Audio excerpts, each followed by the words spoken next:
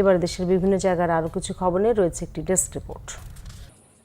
মৎস্য ও প্রাণী সম্পদ উপদেষ্টা ফরিদ আক্তার বলেছেন, দেশের হাওর বাওরের সমস্যা সমাধানে রাজনৈতিক দলগুলোর জাতীয় পর্যায়ে সংহতি প্রয়োজন। দুপুরে ঝিনাইদহের কোট চাঁদপুর স্থানীয় জেলে সম্প্রদায় ও বাওর মৎস্যজীবীদের সাথে মত বিনিময়কালে তিনি একথা বলেন।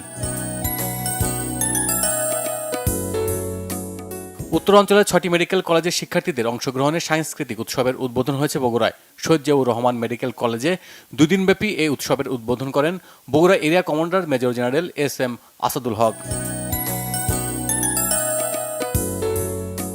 প্রেস ইনস্টিটিউট অব বাংলাদেশ PIB'র মহাপরিচালক ফারুক ওয়াসিফ বলেছেন, দেশের গণমাধ্যম কর্মীরা 16 বছরের জিম্মি দশা থেকে এখন মুক্ত হয়েছে। কক্সবাজারে PIB ও প্ল্যান ইন্টারন্যাশনালের যৌথ আয়োজনে দক্ষিণ চট্টগ্রাম, বান্দরবান ও কক্সবাজারের সাংবাদিকদের নিয়ে বিভাগীয় কর্মশালায় তিনি একথা বলেন। ধূমপান ও তামাক নিয়ন্ত্রণ আইন বিষয়ক জেলা টাস্ক ফোর্স কমিটির প্রশিক্ষণ কর্মশালা হয়েছে কুড়িগ্রামে। জেলা প্রশাসকের সম্মেলন কক্ষে এতে বক্তব্য রাখেন জেলা প্রশাসক নুসরাত সুলতানা, স্বাস্থ্য মন্ত্রণালয়ের উপসচিব আরাফাত রহমান, অতিরিক্ত জেলা প্রশাসক উত্তম কুমার রায় সহ অন্যরা। খাগড়াছড়িতে 2 দিনব্যাপী কলম বিরতি পালন করেছে বিভিন্ন সরকারি কলেজের শিক্ষকরা। আন্তঃক্যাডার বৈষম্য নিরসন পরিষদের ডাকে এই কর্মসূচি পালন করেন তারা।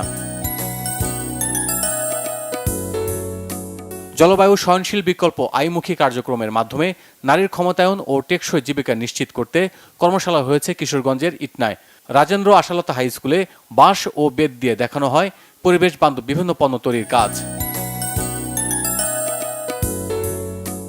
জীবাশ্ম জ্বালানি খাতে অর্থায়নের বিরুদ্ধে প্রতিবাদী ক্যাম্পেইন হয়েছে ময়মনসিংহে। সকালে নগরীর উমেদ আলী পার্কে এতে অংশ নেন বিভিন্ন পরিবেশবাদী সংগঠনের প্রতিনিধিরা।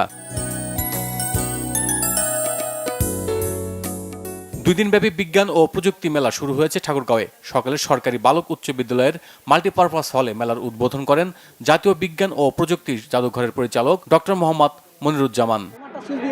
Bangla vision news desk.